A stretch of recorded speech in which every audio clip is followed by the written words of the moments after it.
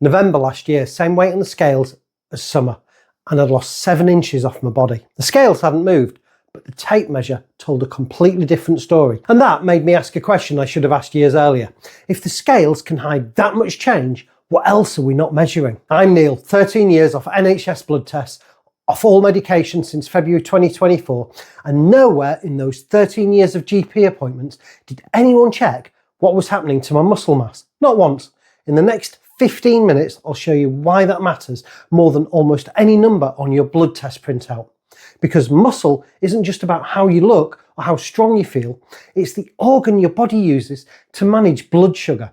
And losing it quietly is one of the main reasons metabolic health deteriorates over 40, regardless of what the standard tests show. We'll cover 3 things. First, what actually happens to muscle after 40, why it starts earlier than most people realise, and why a standard NHS blood panel won't flag it until significant loss has already happened.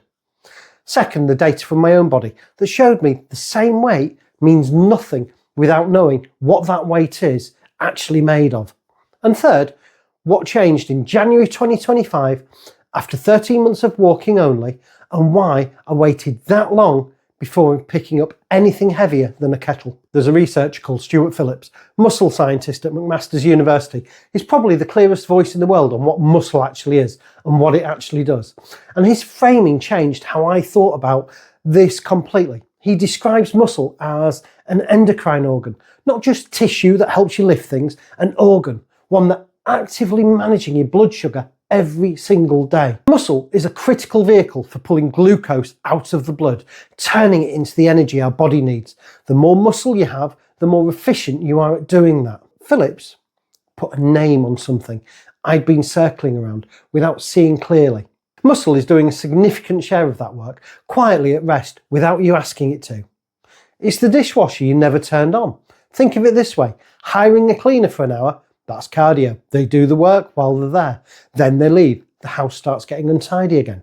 Now imagine installing a dishwasher and a washing machine. Upfront effort to get them fitted, but now the house is cleaning itself around the clock. You're asleep, dishwasher's running. That's what muscle does metabolically. 1 pound of it burns roughly 6 calories a day at rest, which sounds small until you've added 3 stone of the stuff and it's working for you every single hour, including the ones you're spending on the sofa. Muscle is the appliance you install once and benefits from for decades. The mechanism behind this is worth understanding because the scale will never show it. When you have more muscle, it's continuously pulling glucose out of your bloodstream, not just during exercise, not just in the hour after you've been in the gym, at rest, overnight, in the meeting at work. Javier Gonzalez, Physiology at Bath, puts it plainly. Exercise has a 2-pronged effect on blood sugar. Immediate uptake through the muscle, independent of insulin, and then a sustained improvement in insulin sensitivity for 24 to 48 hours after each session. That second part, 24 to 48 hours from one session, which means 3 sessions a week isn't just building muscle, it's keeping that insulin sensitivity window continuously open. Cycling, never fully closing. That's the multiplier. Not in the gym, it's the effect that keeps running all week. Muscle loss after 40 isn't dramatic. It doesn't announce itself. Professor Janet Lord, inflammatory aging researcher at Birmingham, documented that after 40, most people lose roughly ½ pound to £1 pound of muscle mass per year without any active intervention. £1 pound a year doesn't sound like much. Over a decade, that's 10 pounds of metabolic engine gone, quietly replaced with fat tissue. Weight on the scale might not move at all. Body composition, completely different picture. Phil Calder, Nutritional Immunology, Southampton, puts it even more plainly. This is what he calls sarcopenic obesity. You can end up with too much fat and not enough muscle simultaneously. Scale weight looking normal or even healthy. Metabolic function quietly deteriorating underneath. That's precisely what my tape measure showed me in November 2025. The scale had barely moved. 7 inches were gone. Something had changed in the composition, not the total. Tim Spector makes a point about this that I've been thinking about since I read it. Exercise is not primarily a weight loss tool. The scale will not reward you for building muscle. The resting metabolic rate, the baseline energy your body burns, just existing accounts for roughly 70% of total energy expenditure. Physical activity accounts for maybe 10. What exercise does, what resistance training specifically does, is change what that 70% is working with. More muscle means more metabolic engine burning at that baseline. The scale might not move, but the body running underneath it is operating differently. And the standard NHS blood panel doesn't check this. HbA1c, yes. Cholesterol, liver function, all important, but muscle mass, body composition, it's not there. You can be quietly losing the organ that manages your blood sugar for a decade before any numbers flag it. That's the surveillance gap. Not a failure of the NHS, it's just not what blood panels were designed to catch. This matters whether or not a diagnosis is involved. The mechanism, muscle pulling glucose out of the blood, muscles producing anti-inflammatory signals when they're moving, the insulin sensitivity window staying open. That process is running in everyone. It starts declining in everyone after 40, regardless of what a GP has or hasn't said.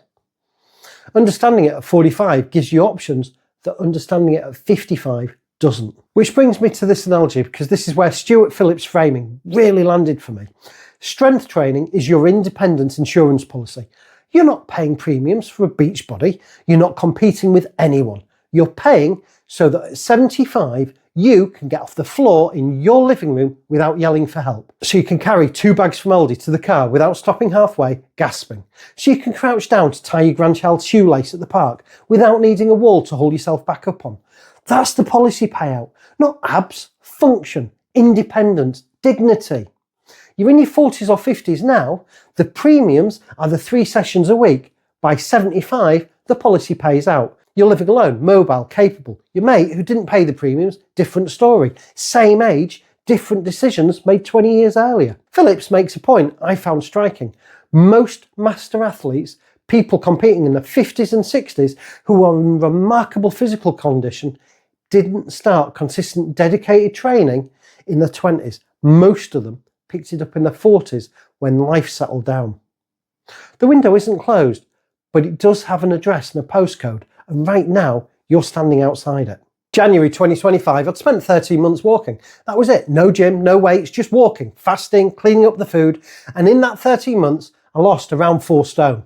The scales confirmed that, but the scales also went relatively quiet towards the end of that period. Progress was slowing.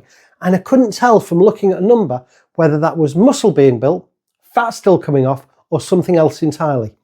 You can't read composition from a scale. That's the whole problem. January 2025, I started doing some basic resistance work. In summer 2025 to November 2025, I lost 7 inches off my body without changing anything.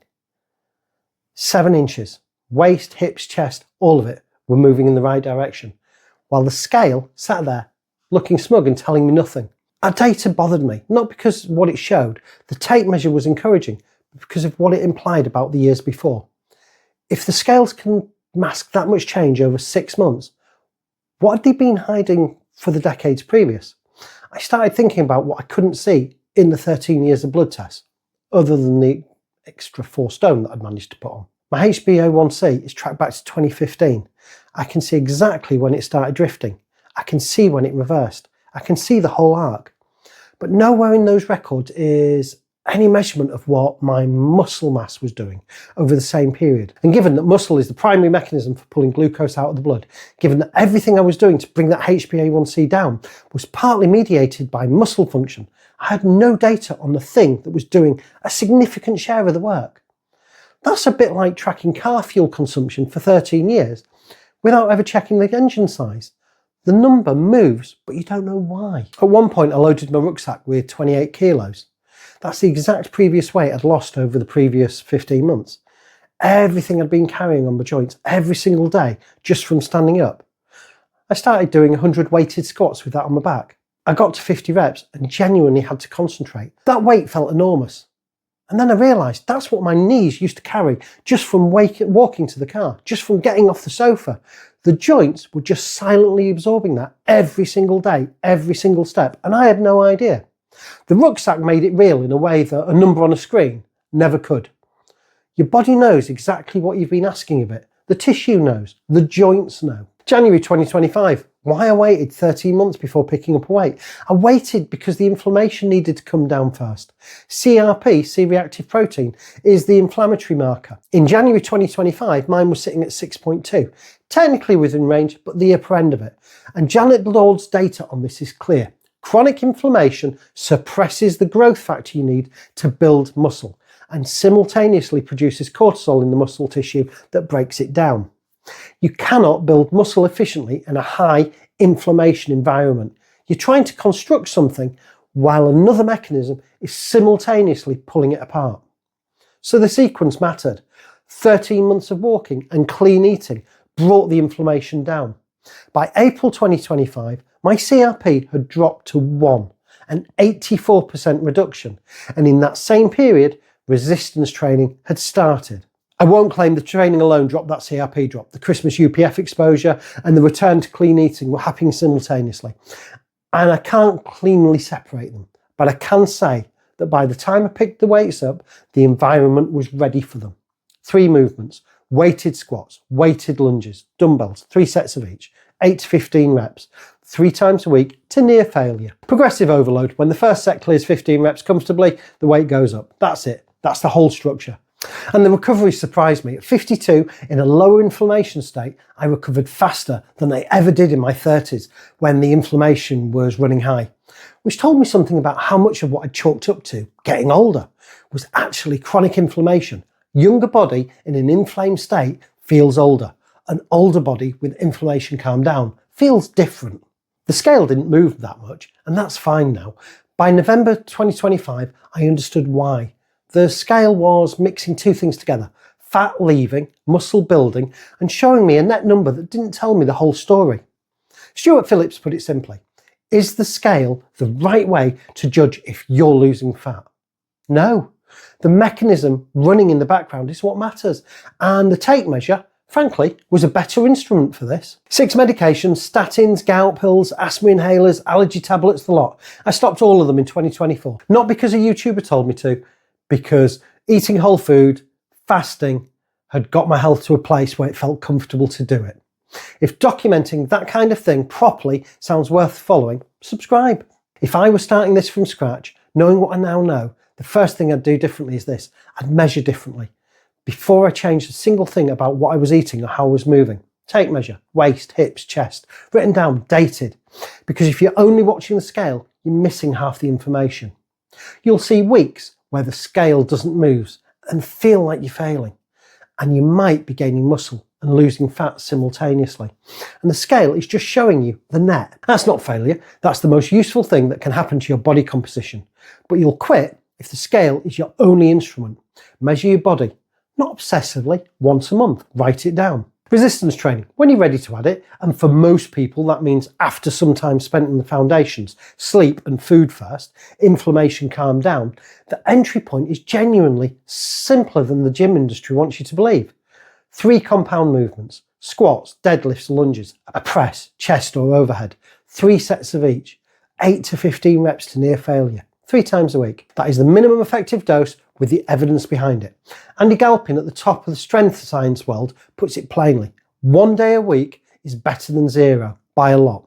2 is probably better, and 3 is probably the lifelong optimal. Here's what I tell you, and this is what I told myself: don't make a plan that requires motivation. Make a plan that plugs into something you already do.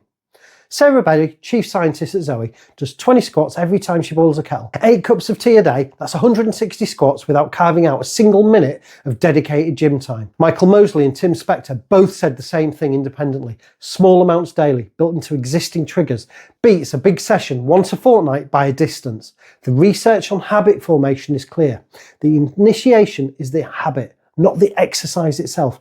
Pack the gym bag the night before. Put the rucksack by the door. The moment you stop having to decide to do it, it starts compounding. My resistance sessions go in the diary on specific days at a specific time.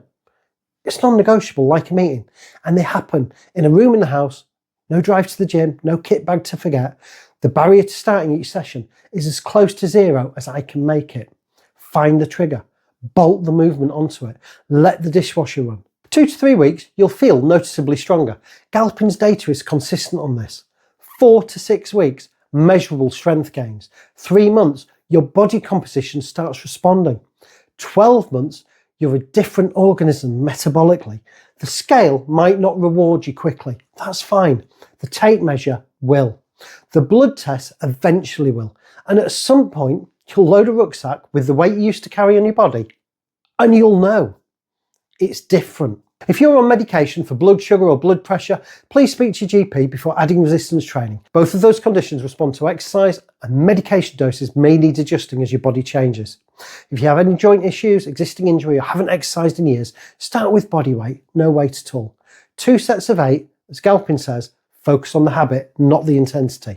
The weight can always go up later. I've put together a simple body composition tracker, tape measure template, monthly measurements, what to track alongside the scale. The download link is in the description. It's free. This is educational content only. It is not medical advice. Speak to your GP before changing your fasting pattern, your diet, or starting a new exercise routine, especially if you're on diabetes or blood pressure medication.